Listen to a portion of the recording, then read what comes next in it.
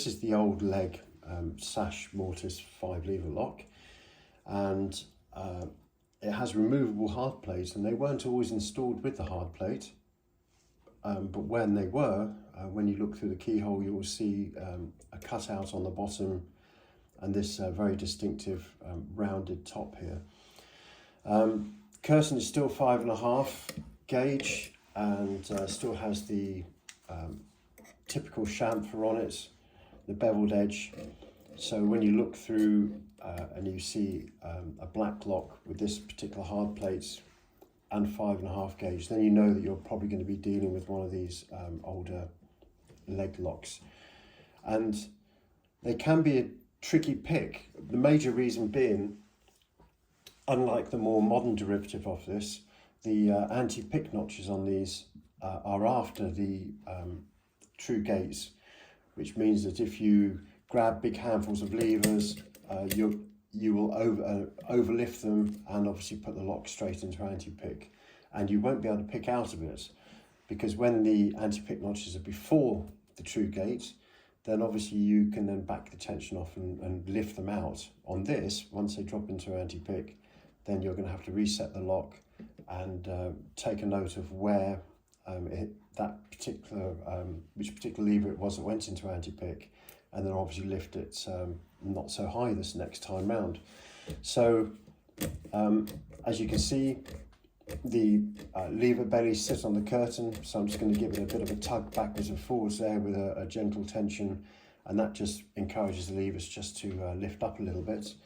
And then what I'm going to do is I'm going to start on lever 1. I'm just going to look for levers that are binding. Lever 1, lever 2. There's nothing on those. Let's go to 3, give it a very gentle tap. No, nothing on 3. Let's go to 4. Okay, a little click on 4 there. Let's go to 5.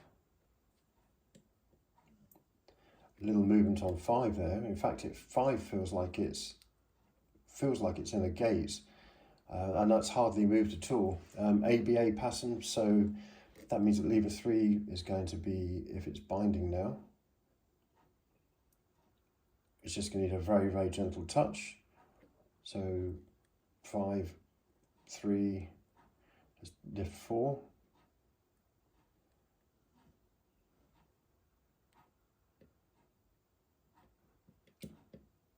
Little click out of 4 there. And the first click means that it's dropped into its true gate, so we won't go any further with that. Let's go back to 1. Nothing on 1.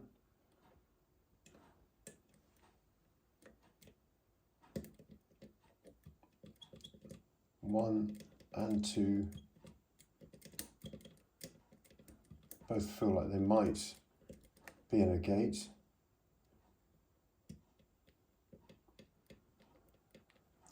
That's 4.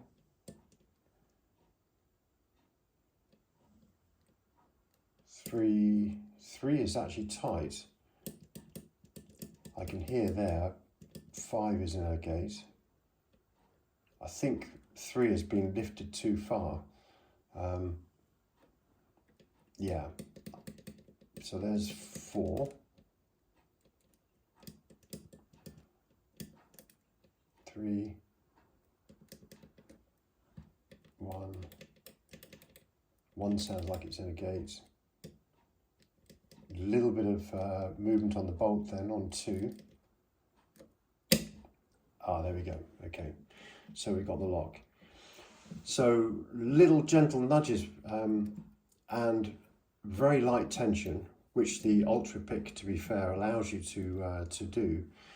And that's the secret to opening one of the old Legges with the H levers with the anti-pick notches above the true gates.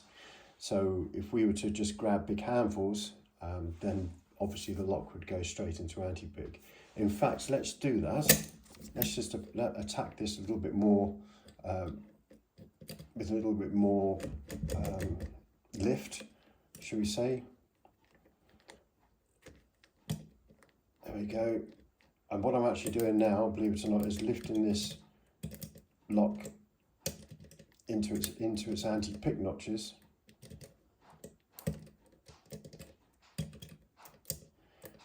And the bolt should jump back in a minute.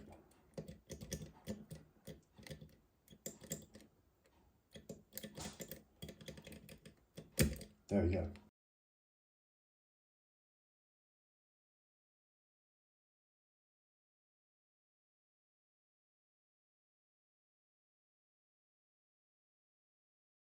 So now the bolt has gone absolutely solid, and if we have a listen, 1's in a gate, 2's in a gate. So in this particular instance, if I was to go back and pick this a second time, then I know the position for 1 and 2. 3 is solid, 4 is solid, and 5 is solid. And because 3, 4 and 5 are solid, I now know what I've done is I've actually lifted all of those levers too high. So I can now reset and then obviously pick the lock again, lifting 1 and 2 to the gates where they were, and then 3, 4 and 5 you can then give them just a little less of a lift, and you're going to get them in their true gates.